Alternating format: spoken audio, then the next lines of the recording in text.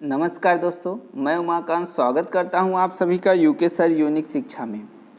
आइए आज हम जो है एमएस वर्ड का जो है कुछ ऐसे क्वेश्चंस के बारे में बताने जा रहे हैं जो कि आपके लिए काफ़ी इम्पोर्टेंस होने वाला है। ये ट्रिपल सी ओ लेवल और जो है अदर एग्ज़ाम्स के लिए भी काफ़ी इम्पोर्टेंट होने वाले हैं।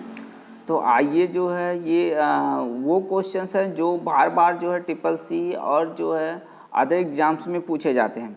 तो आइए इन लोगों को कवर करते हैं हम कि कौन कौन से ये क्वेश्चंस हैं और इसे कैसे सॉल्व करना है। तो पहला हमारा यह क्वेश्चंस है, माइक्रोसॉफ्ट वर्ड में फाइल का नाम कितने अक्षर तक लिख सकते हैं। यानी कि अगर हमको एमएस वर्ड में कोई भी फाइल का नाम देना है, जब हम सेव करते हैं तो फाइल नेम पूछा जाता है हमसे। तो जो हम फाइल का नाम दे रहे हैं वो कितने अक्षर तक हम उस फाइल को लिख सकते हैं, तो उसके बारे में पूछा जा रहा है। तो अगर हम जो है देखिए बहुत सारे इसमें विकल्प दिए गए हैं कि जैसे 422, 255, 300, 155। तो इसमें जो आपका जो सही जवाब होगा वो हो जाएगा जो है 255। तो 255 जो आपका सही जवाब होगा, ये आपका सही हो गया 255। तो इस तरह से जो है हम अगर कोई भी नाम देना चाहते हैं तो 255 लेटर तक दे सकते हैं। अब इसके बाद अगले क्वेश्चंस पे हम आ जाते हैं। अगला क्वेश्चन हमारा है, माइक्रोसॉफ्ट वर्ड में टेबल में कुल कितने कॉलम बनाए जा सकते हैं। जैसा कि आप जानते ही होंगे कॉलम और रो क्या होता है। तो एक देख लीजिए, ये टेबल है, एक हमने ऐसा टेबल बना दिया और इस टेबल में कुछ रो और कुछ कॉलम्स हमने बना दिया, जैसे कि ये। तो ये हमारा जो है एक कॉलम, ये हमारा दूसरा कॉलम है, ये हमारा तीसरा कॉलम है। 3 कॉलम है और इसमें 3 ही रो है। ये देख लीजिए, ये 3 रो हैं। तो इस तरह से ये जो है ये हमारा रो कहलाता है, इसको हम रो कहते हैं। और ये जो है ये हमारा कॉलम कहलाता है, इसको हम कॉलम कहते हैं। तो ये हमारा कॉलम है। तो इस तरह से हमने देख लिया रो और कॉलम क्या होते हैं। तो इस तरह से पूछा जा रहा है कि जो हमने टेबल बनाया है उसमें कुल कितने कॉलम बनाए जा सकते हैं। तो कॉलम की संख्या जो है 63, यानी कि 63 हम कॉलम 63 कॉलम्स हम बना सकते हैं। इसके बाद हम अगले क्वेश्चंस पे आ जाते हैं कि अगला क्वेश्चन हमारा क्या है। अगला क्वेश्चन हमारा है, वर्ड डॉक्यूमेंट में 3 बार क्लिक करने से क्या होता है। तो आइए हम सब जान लेते हैं कि कितनी बार क्लिक करने से क्या होता है। तो वर्ड डॉक्यूमेंट में अगर हम 3 बार क्लिक करते हैं तो वो क्या होता है कि एक पैराग्राफ सेलेक्ट हो जाता है। अगर हम 2 बार क्लिक करते हैं किसी शब्द पर तो हमारा वो शब्द यानी कि वर्ड सेलेक्ट होता है।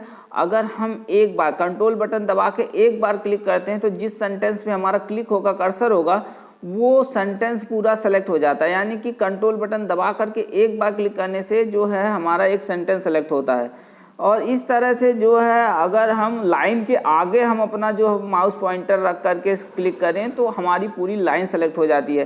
तो इस तरह से हमने सभी तरह से जो है माउस से सिलेक्शन देख लिया। तो हमारा यहाँ पे पूछा जा रहा है कि 3 बार क्लिक करने से क्या होता है। तो 3 बार क्लिक करने से अभी हमने बताया कि पैराग्राफ होता है, तो इसलिए जो है इसका जो पैराग्राफ होगा वो सही हो जाएगा। ये पैराग्राफ जो है सही जवाब हुआ। अब इसके बाद अगले क्वेश्चन पे हम आ जाते हैं कि अगला क्वेश्चन हमारा क्या है। अगला क्वेश्चन हमारा कह रहा है कि स्पेलिंग एंड ग्रामर किस मेन्यू के अंतर्गत पाया जाता है। यानी कि अगर हमको स्पेलिंग और ग्रामर होता क्या है, ये चीज़ हम भी बता रहे हैं। इसका जो है स्पेलिंग एंड ग्रामर का जो शॉर्टकट्स होते हैं वो F7 होता है। F7 जो स्पेलिंग एंड ग्रामर का शॉर्टकट है। स्पेलिंग अगर मिस्टेक का आप करते हो तो उस टेक्स्ट के नीचे क्या होता है, एक रेड लाइन आ जाती है, एक लहराती लाल रेखा, वेब रेड लाइन आ जाती है ऐसे लहराती हुई। तो अगर हम ग्रामर मिस्टेक करते हैं तो ग्रीन लाइन आ जाती है। तो ऐसा होता है। तो ये कह रहा है कि किस मेन्यू के अंतर्गत पाया जाता है। तो ये जो हमारा स्पेलिंग एंड ग्रामर होता है वो रिव्यू के अंतर्गत पाया जाता है। तो इसलिए जो हमारा रिव्यू होगा वो सही जवाब हो जाएगा, रिव्यू मेन्यू के अंतर्गत पाया जाता है। अब इसके बाद अगले क्वेश्चन पे हम आ जाते हैं। अगला क्वेश्चन हमारा है, कट, कॉपी या कट किया गया टेक्स्ट कहाँ स्टोर होता है। यानी कि जो टेक्स्ट की हम कॉपी करते हैं या जिस टेक्स्ट को हम कट करते हैं वो कहाँ पर जा कर के स्टोर रहता है, कब तक स्टोर रहता है, जब तक उसको हम पेस्ट ना कर देते हैं। तो कहाँ पर होता है। तो ये चीज़ जो है बहुत ही अच्छी चीज़ पूछी गई है। तो इसमें जो है ना तो सेकेंडरी मेमोरी में होता है ना तो प्राइमरी मेमोरी में होता है। वो कहाँ होता है, क्लिप बोर्ड में जा कर के स्टोर हो जाता है। तो इसका जो सही जवाब होगा वो क्लिप बोर्ड होगा। तो आप क्लिप बोर्ड सही कर लीजिए, क्लिप बोर्ड में जा कर के स्टोर होता है। तो आप जा कर के देख भी सकते हैं, क्लिप बोर्ड में होम मेन्यू में जो है क्लिप बोर्ड पाया जाता है, वहाँ से जा कर के आप देख सकते हैं। इसके बाद नेक्स्ट क्वेश्चन हमारा आता है, निम्न में से स्टेटस बार पर नहीं रहता है, यानी कि स्टेटस बार पर क्या नहीं रहता वो चीज़ पूछा जा रहा है आपसे। तो इसमें दिया पहला ऑप्शन है वर्ड काउंट। तो वर्ड काउंट रहता है जो कि आपको बताता है कि कितने वर्ड हैं, कितनी लाइन है, कितने पैराग्राफ हैं, सारी चीज़ें बताता है, वर्ड काउंट होता है। इसके बाद पूछा रहा है स्पेलिंग एंड ग्रामर। तो स्पेलिंग और ग्रामर भी होते हैं, क्योंकि जैसे ही हम स्पेलिंग और ग्रामर जैसे हम गलत करते हैं तुरंत जो है वो लाइनिंग बन जाती है, तो इसलिए स्पेलिंग और ग्रामर भी होते हैं। इसके बाद अगला ऑप्शन है मैक्रोज। मैक्रोज भी पाए जाते हैं, क्योंकि मैक्रोज भी उस पर होता है। तो इस तरह से तीनों होते हैं। तो इसमें पूछा जा नहीं होता है ऑल ऑफ एबव। तो इसमें जो है ऑप्शन गलत हो गया है। आपको लगा लेना है कि इसमें से जो है ये कोई नहीं, इसमें से कोई नहीं ऐसा है कि जो नहीं रहता है। तो इसमें से कोई नहीं लगाना, यानी कि आपको जो है एक ऑप्शन लगाना है जिसको नन लिखना है। तो नन यानी कि कोई नहीं। तो इस तरह से जो है ये वाला जो है गलत जवाब हो गया है, तो इसलिए ये गलत हो गया। और इस तरह से आप नन कर दोगे कि कोई नहीं जो है। और इसके बाद अगला हम क्वेश्चन से देख लेते हैं। अगला क्वेश्चन हमारा है वह कौन सा विकल्प है जिसके द्वारा वर्ड विंडो को बदल के देखा जा सकता है, यानी कि वर्ड विंडो को अलग अलग तरह से बदल के देखना है। तो कैसे बदल के देखा जा सकता है? तो यहाँ पर देखिए कह रहा कि फॉन्ट है, तो फॉन्ट से हम बदल के नहीं देख सकते, बल्कि हम जो लिखा गया है उसका हम फॉन्ट चेंज कर सकते हैं, लिखावट चेंज कर सकते हैं। अलाइनमेंट क्या होता है? अलाइनमेंट का मतलब होता है कि उसको जो है हम अलाइनमेंट देते हैं, जैसे left alignment, right alignment, centre alignment, यानी कि हम किस दिशा में उसको बराबर किए हैं, तो उसका अलाइनमेंट वही होता है। जैसे कि यहाँ पर जो है अभी लिखा गया है लेफ्ट अलाइनमेंट में टेक्स्ट लिखा गया है, क्योंकि लेफ्ट में सभी लाइनें जो हैं बराबर हैं, इसे लेफ्ट अलाइनमेंट कहेंगे। अब इसके बाद आता है फुल स्क्रीन रीडिंग। तो फुल स्क्रीन रीडिंग एक व्यू होता है, जैसे जो है प्रिंट लेआउट व्यू होता है, उसी तरह से full screen reading, web layout, ये सब जो है व्यू होते हैं। तो व्यू से ही जो हम बदल के देख सकते हैं। तो ये व्यू जो हमारा सही होगा।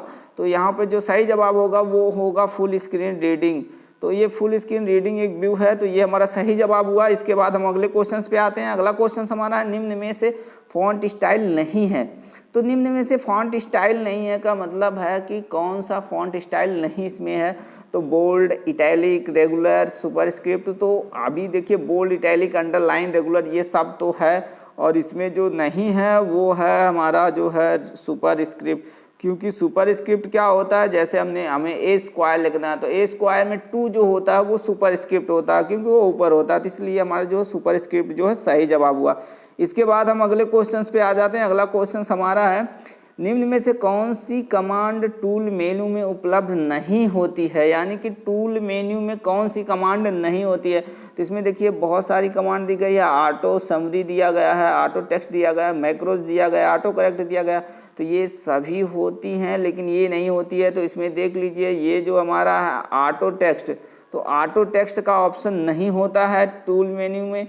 तो इस तरह से ये जो है सही जवाब होगा ऑटो टेक्स्ट है। तो ऑटो टेक्स्ट आप लोग सही लगा लेना। इसके बाद नेक्स्ट क्वेश्चन हमारा आता है एमएस वर्ड में किस लेआउट में पेज का मार्जिंग दिखाई देता है, यानी कि किस लेआउट में पेज की मार्जिंग हम देख सकते हैं। अगर हमको पेज की मार्जिंग देखना तो आउटलाइन में मार्जिंग नहीं दिखाई देती है, वेब लेआउट में मार्जिंग नहीं दिखाई देती है, नॉर्मल लेआउट में इसमें भी मार्जिंग नहीं दिखाई देती है। अगला हम जो है अगला एक जो है ये देख लेते हैं ऑप्शन। तो अगला ऑप्शन हमारा प्रिंट लेआउट, हाँ तो ये जो सही जवाब है प्रिंट लेआउट में जो है मार्जिंग दिखाई देती है, तो ये सही जवाब हो जाएगा आपका। अब इसके बाद नेक्स्ट क्वेश्चन पे हम आते हैं। तो हमारा नेक्स्ट क्वेश्चन देख लीजिए कौन सा है। तो नेक्स्ट क्वेश्चन हमारा है निम्न में से कौन सा ऑफिस सूट नहीं है। ऑफिस सूट का मतलब होता है जिस तरह से हम एमएस ऑफिस यूज़ करते हैं तो उसके अंदर बहुत सारे जो प्रोग्राम्स होते हैं, तो बहुत सारे प्रोग्रामों को मिला करके जो एक उसका मुख्य फोल्डर बनाया जाता है उसी को सूट कहा जाता है ऑफिस का। तो इस तरह से जो है ऑफिस एमएस ऑफिस, तो एमएस ऑफिस एक सूट है। लोटस ऑफिस, तो लोटस ऑफिस भी एक सूट है। स्टार ऑफिस, तो स्टार ऑफिस भी एक सूट है। क्लोज ऑफिस, तो ये क्लोज ऑफिस जो है एक ऑफिस सूट नहीं है, तो इसलिए जो है ये वाला जो है सही जवाब होगा क्लोज ऑफिस। तो इस तरह से अगले क्वेश्चन पे हम आ जाते हैं। अगला क्वेश्चन हमारा है किसी पैराग्राफ के 2 पंक्तियों के बीच की दूरी को क्या कहते हैं, यानी कि 2 पंक्तियों के बीच की यानी कि 2 लाइनों के बीच की दूरी क्या कहलाती है। तो ये देखिए स्पेसिंग कहलाती है, वर्ड स्पेसिंग कहलाती है, लाइन स्पेसिंग कहलाती है, रो स्पेसिंग कहलाती है। तो वो हमारी 2 पंक्तियों की यानी कि 2 लाइनों के बीच की दूरी क्या कहलाएगी, लाइन स्पेसिंग कहलाएगी। तो ये लाइन स्पेसिंग जो हमारा सही जवाब हुआ। इसके बाद हम अगले क्वेश्चन पे आ जाते हैं। अगला क्वेश्चन हमारा है एमएस वर्ड में निम्न में से कौन सा मेन्यू या कैरेक्टर जो है, मेन्यू कैरेक्टर साइज और टाइप फेस बदलने के लिए प्रयोग किया जाता है। यानी कि हमारा जो है कैरेक्टर यानी कि अक्षर, साइज और किस प्रकार का लिखना है वो सब कहाँ से बदला जाता है, तो वो सब व्यू से, टूल से, फॉर्मेट से, डेटा से, तो वो सब जो है फॉर्मेट होता है, वो फॉर्मेटिंग उसको कहते हैं, तो फॉर्मेट मेन्यू से बदला जाता है। तो हमारा सही जवाब हुआ फॉर्मेट। इसके बाद नेक्स्ट क्वेश्चन हम आ जाते हैं। अगला क्वेश्चन हमारा है, इसमें एक डॉट डॉट दिया गया यानी खाली स्थान में प्रत्येक वर्ड का पहला अक्षर छोटा, बाकी सभी अक्षर बड़े दिखाई जो है देते हैं। यानी कि पहला अक्षर, किसी भी शब्द का पहला अक्षर बड़ा और बाकी सब छोटा किस में दिखाई देता है? अपर केस में नहीं, अपर केस में सभी बड़े दिखाई देते हैं यानी कैपिटल, लोअर केस में सभी लोअर दिखाई देते हैं यानी कि स्मॉल, और टुगल केस में, हाँ तो टुगल केस में पहला जो है छोटा होता है, बाकी सब बड़े होते हैं। टाइटल केस में भी ऐसा नहीं होता है। तो इसका जो सही जवाब हुआ वो हुआ टुगल केस। तो टुगल केस आपको सही कर लेना है। इसके बाद नेक्स्ट क्वेश्चन पे आते हैं। हमारा अगला क्वेश्चन है, खाली स्थान दिया गया पहले एक विषय सूची है जो डॉक्यूमेंट में अपने से अधिक रेफरेंसेस पेज के साथ उपस्थित होता है। तो अपने से अधिक यानी कि हमारा जो है एक विषय सूची कौन होता है? विषय सूची हमने बताया था कि विषय सूची जो टेबल ऑफ कंटेंट्स होते हैं, टेबल ऑफ कंटेंट विषय सूची होते हैं। तो यही होगा जो है सही जवाब, क्योंकि टैग चेंज भी नहीं होता है, इंडेक्स भी नहीं होता, नन ऑफ दिस, तो ये सब नहीं है। हमारा जो सही जवाब होगा वो टेबल ऑफ कंटेंट्स सही होगा। तो टेबल ऑफ कंटेंट्स को सही लगा लेना है, ये जो सही जवाब हुआ। इसके बाद अगले क्वेश्चन पे हम आते हैं। बाईं तरफ से किसी भी अक्षर को मिटाने के लिए किस की का प्रयोग करते हैं? अगर बाईं तरफ से देखिए, हमारा जो कहाँ कर्सर है, हमारा जो कर्सर का पॉइंट जहाँ पर है वहाँ से अगर हमको बाईं तरफ मिटाना है तो हम बैक स्पेस का प्रयोग करते हैं। अगर हमको दाहिने तरफ मिटाना है तो हम डिलीट बटन का प्रयोग करते हैं। तो इसमें जो कि ये बैक स्पेस दिया गया ऑप्शन, तो ये बैक स्पेस जो हमारा सही जवाब हो जाएगा, ये इसी को हम सही करेंगे। और इसके बाद नेक्स्ट क्वेश्चन पे आ जाते हैं। नेक्स्ट क्वेश्चन हमारा, एक फाइल जिसमें पूर्व निर्धारित सेटिंग का उपयोग जनरल डॉक्यूमेंट को बनाने में किया जाता है कहलाती है। यानी कि पहले से निर्धारित कर दिया गया है एक डॉक्यूमेंट जिसमें सब कुछ बनाया गया है, पहले से निर्धारित किया गया है, उसमें बस अपने वैल्यू को रखते जाना है, वो डॉक्यूमेंट तैयार होता जाए, तो उसको क्या कहते हैं? पैटर्न कहते हैं, मॉड्यूल कहते हैं, टेम्पलेट कहते हैं, ब्लूप्रिंट कहते हैं। तो वो होता है टेम्पलेट, होता है पहले से बना बनाया होता है। तो इस तरह से जो हमारे सही जवाब होगा वो हो जाएगा टेम्पलेट। तो ये हमारा जो टेम्पलेट सही जवाब हो जाएगा। इसके बाद हम अगले क्वेश्चन पे जाते हैं। अगला क्वेश्चन हमारा देख लीजिए। अगला क्वेश्चन हमारा, इंसर्शन पॉइंटर को डॉक्यूमेंट के स्टार्टिंग में लाने के लिए कौन सी की का प्रयोग किया जाता है? यानी कि जो हमारा इंसर्शन पॉइंटर होता है, यानी कि जो हम टाइप करते हैं ना, तो टाइप करते समय जो है एक लाइन होती है जो ब्लिंक करती हुई आगे बढ़ती है, उसी को इंसर्शन पॉइंटर कहते हैं। तो उसको अगर पहले लाइन के शुरुआत में लेके आना है तो उसके लिए हम क्या करेंगे? तो उसके लिए कंट्रोल पी नहीं, कंट्रोल पी तो प्रिंट के लिए यूज होता है, और कंट्रोल होम, हाँ तो ये सही जवाब है। कंट्रोल होम जो है शुरुआत में लाने के लिए, और इंडिंग में अगर जाना है तो कंट्रोल इंड का प्रयोग करते हैं, उसके लिए इंड में पहुंच जाते हैं। कंट्रोल एम जो है टेक्स्ट को मूव करता है, कंट्रोल वी जो है टेक्स्ट को जो है पेस्ट करता है। तो इसलिए जो हमारा सही जवाब होगा वो हो जाएगा कंट्रोल होम। तो ये है जो सही जवाब है। इसके बाद जो अगले क्वेश्चन पे आते हैं। अगला क्वेश्चन हमारा है, स्क्रॉल बार प्रदर्शित करने के लिए किस टूल बार का प्रयोग किया जाता है? अगर स्क्रॉल बार हमारे में नहीं दिखाई दे रहा है तो हम किस टूल का प्रयोग करेंगे? होम का? तो नहीं, होम का प्रयोग नहीं कर सकते हैं। इंसर्ट का इंसर्ट में नहीं हो सकता है। व्यू, हाँ ये व्यू मतलब क्या होता है? प्रदर्शित करना और हाइड करना, व्यू में होते हैं सारी चीज़ें। तो ये हमारा जो सही जवाब होगा वो व्यू हो जाएगा। तो इसको हम जो सही कर लेंगे, व्यू को। नेक्स्ट अब आ जाते हैं। हमारा अगला क्वेश्चन है, MS वर्ड को रन कमांड से खोलने के लिए किस कमांड का प्रयोग किया जाता है? यानी कि रन का मतलब क्या होता है? Window are. रन का, हाँ ये भी जान लीजिए, विंडो आर से रन कमांड ओपन होती है। तो उसमें क्या लिखना पड़ता है हमको? विनजिप लिखना पड़ता है, विनवर्ड लिखना पड़ता है, MS DOS लिखना पड़ता है, MS वर्ड लिखना पड़ता है। तो क्या लिखना पड़ता है? विनवर्ड लिखना पड़ता है। तो ये हमारा जो विनवर्ड होगा वो सही जवाब हो जाएगा। इसके लिए अगले क्वेश्चन पे हम आते हैं। अगला क्वेश्चन हमारा है, पेज सेटअप कमांड की सहायता से किसको बदला जा सकता है? यानी कि पेज सेटअप अगर हमारा कमांड है, यानी कि पेज सेटअप मेन्यू में है, हम उससे क्या क्या बदल सकते हैं? पेज की मार्जिन, पेपर की साइज, कलर, और इसके बाद पेपर रिसोर्स लेआउट, और ए बी और दोनों, और फाइल नेम। तो इसमें क्या बदला जा सकता है? तो इसमें जो बदला जा सकता है वो है मार्जिन, पेपर साइज और कलर को बदला जा सकता है।